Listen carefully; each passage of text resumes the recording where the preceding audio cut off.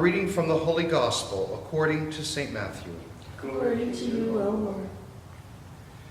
Jesus took Peter, James, and his brother John and led them up on a high mountain by themselves. He was transfigured before their eyes. His face became as dazzling as the sun, his clothes as radiant as light. Suddenly, Moses and Elijah appeared to them, conversing with him. Upon this, Peter said to Jesus, "Lord, how good it is for us to be here. With your permission, I will erect 3 booths here, one for you, one for Moses, and one for Elijah." He was still speaking when suddenly a bright cloud overshadowed them.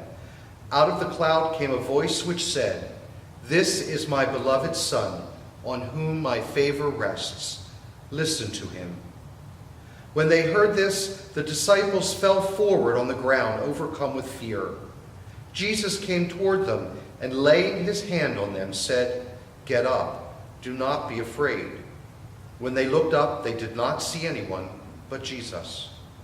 As they were coming down the mountain, Jesus commanded them, "Do not tell anyone of the vision of the Son of Man until the Son of Man rises from the dead." The Gospel of the Lord. Alleluia.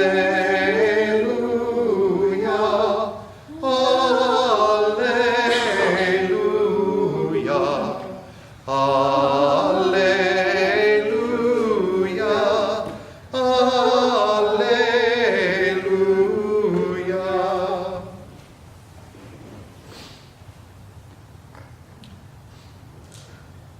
Izzy?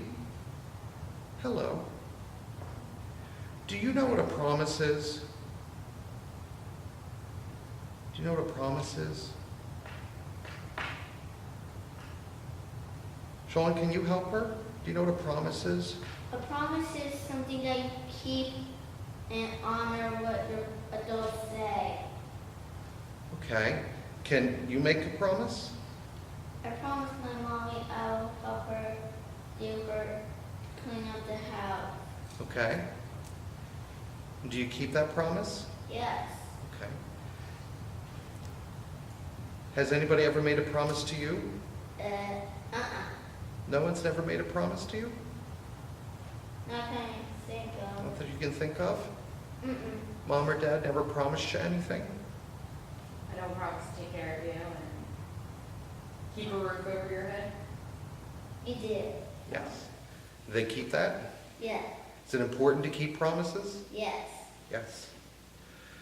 Today is really, it's about promises. Today we celebrate God giving us a sign that he remembers and that he will always remember. We celebrate the transfiguration of Jesus on the mountain, the changing of Jesus' figure from his humanity back to his divinity, which he had laid aside at the incarnation. Theologians say that this was done as a sort of flash, a precursor to the resurrection for the apostles, a clue that what's about to happen to me, don't worry, what I said to you is true about me rising from the dead. See, look. And they get this glimpse. And it's important to note that it's Moses and Elijah, they represent the law and the prophets. What's the law? Well, the law you may think of is the 10 Commandments, right? Jesus summarized those for us by saying, love God first and foremost with everything you have, keeping God first in your life, and then love one another as brothers and sisters the way you love yourself. He further gave explanation of that in the Beatitudes, for us to be humble with each other, for us to look out for each other's needs first before our own, to seek peace and justice of the kingdom. So he explained the law. So the fact that Moses is there tells us that Jesus is the law, as he said he was. And Elijah's there to represent the prophets. Now, what did the prophets do? The prophets called Israel and the Hebrew people back to that covenant. And they reminded them of God's mercy, that yes, you've screwed up again, but yes, God will be there for you when you're ready. God never abandons his promise. And so we see today the transfigured Christ stands as the hope, the assurance, the promise of God to all creation to be made new and whole. Why is this important for us? Well, as I said, it was done right before Jesus entered into his passion. And we often read the Transfiguration on that first Sunday of Lent in some cycles, again, to remind us of what's coming at the end.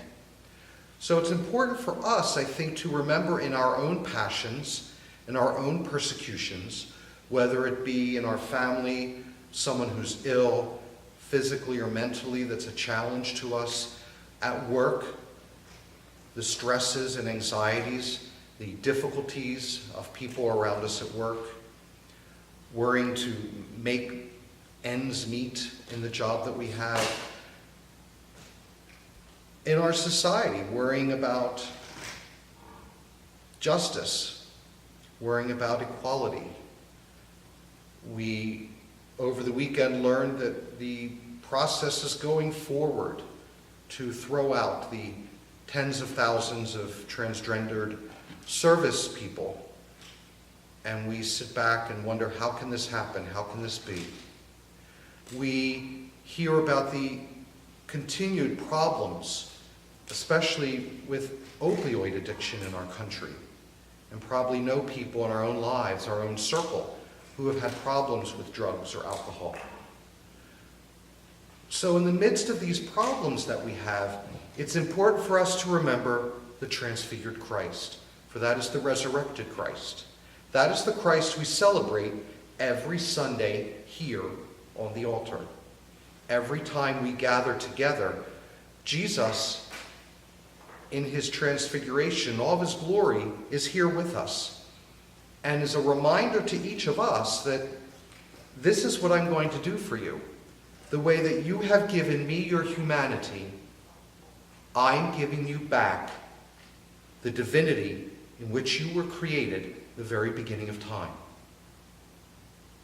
So when we go out into the world this week, we don't go alone or without hope, but we remember that God made a promise to us.